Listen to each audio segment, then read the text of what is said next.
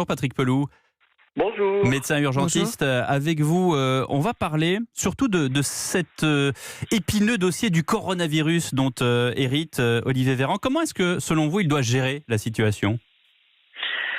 D'abord, il ne doit pas perdre de temps. Si j'ai bien compris, il y a une réunion qui est en train de se préparer en Chine. Il faut absolument que la France y soit représentée. Donc il doit y aller. Il ne faut pas perdre de temps. Il doit y aller ou, à mon avis, en déléguer quelqu'un, que ce soit le délégué, peut-être le directeur général de la santé, vous voyez, mais quelqu'un de premier ordre. Deuxièmement, il faut continuer à mobiliser les équipes et à anticiper le plus possible ce qui risque de s'arriver si la pandémie continue à se développer. Pour l'instant, on a du bol parce qu'en fait, le virus n'est pas aussi virulent que ce qui est dit. Alors évidemment, vous annoncez régulièrement des chiffres, mais la Chine n'est pas comparable à la France, 1,5 milliard d'habitants. Oui, en population, bien sûr.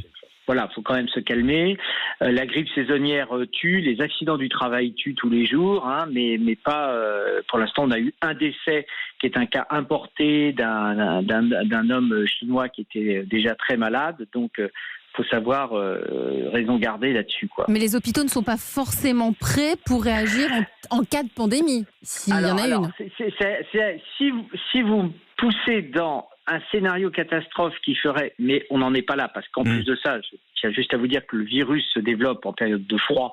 Or, nous allons vers le printemps et quelque part, le réchauffement climatique fait que d'un coup, nous allons vers de plus fortes chaleurs, donc le virus ne va pas supporter. Donc, bon, je mets ça de côté. Maintenant, et votre question d'un scénario catastrophe qui ferait que d'un coup, on serait débordé avec des afflux massifs, ça c'est sûr que ça poserait des questions absolument énormes au système de santé français, parce que comme l'a rappelé l'assistante sociale de la Pitié, là, on est à sec, on est à genoux, et nous sommes dans une crise hospitalière absolument majeure et vraiment qui remet en cause les fondamentaux du socle social que représente l'hôpital public en France.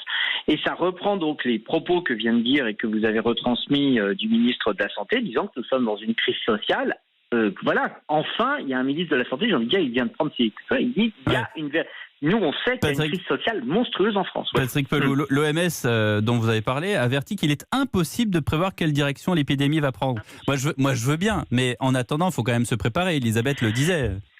Mais totalement, c'est pour ça que, si vous voulez, cette espèce de remaniement ministériel en enlevant quelque part... On est d'accord ou pas, mais c'était le commandant du navire en pleine tempête. On enlève Agnès Buzyn du bateau La Santé et la Solidarité en France. Mais là, voilà, de toute façon, le ministre va prendre un peu de temps pour s'installer, pour mais mettre en place. Justement, il ne faut pas perdre de temps, vous avez dit. Mais non, il ne faut pas perdre de temps, ce qui fait que là, pour le coup, cette espèce de corneau là qui a fait sa vidéo totalement débile, qui a manipulé le gouvernement. Voilà. Là, on est dans une crise sociale. Là. Ça, c'était pour l'édito. Merci Patrick Pelloux d'avoir été en ligne avec nous dans Europe Midi. Je rappelle quelques